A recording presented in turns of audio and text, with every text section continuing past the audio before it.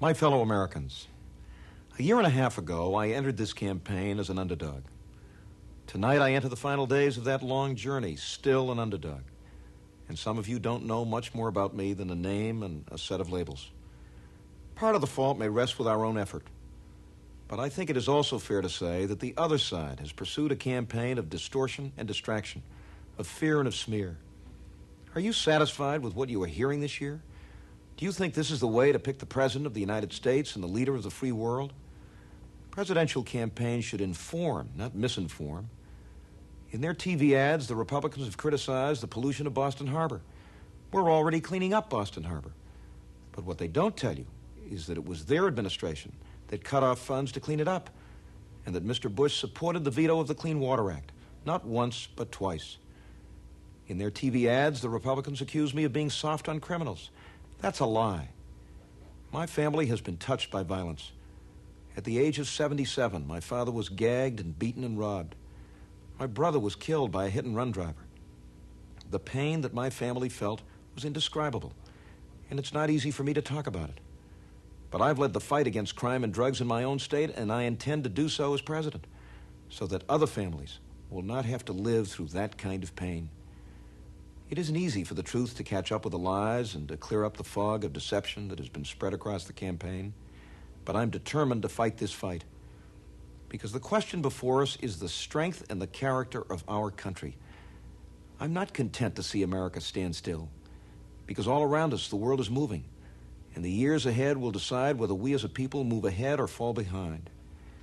I see an America that once again exports its products and not its jobs.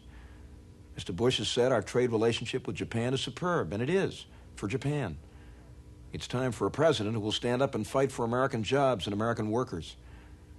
I see an America that is the master of its own house, not a country selling off its land and its assets piece by piece to foreign interests. Mr. Bush does not object to the wave of merger and of speculation that has put our companies and our country itself on the auction block.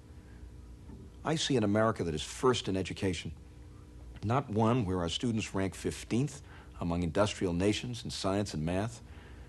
And I see an America that truly does live up to the pledge of liberty and of justice for all. I believe this country has a conscience.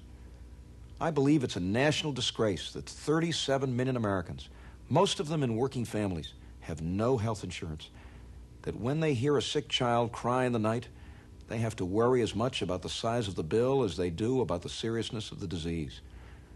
All this and more is at stake in 1988. Beneath the rhetoric and the irrelevancy, there are fundamental differences and a single central question. On the things that matter most to you, who do you trust to be on your side? We know where Mr. Bush stands.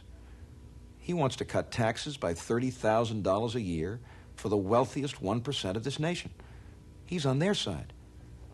I want to see us teach our children and house our homeless and care for our elderly and ask once again what we can do for our country and not just ourselves.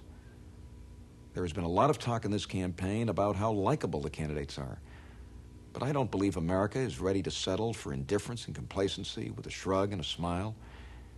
I may not wear my heart on my sleeve, but I hope that tonight you have some sense of what is in my heart. And in the remaining days of this campaign, I intend to fight my heart out for the things that I believe in.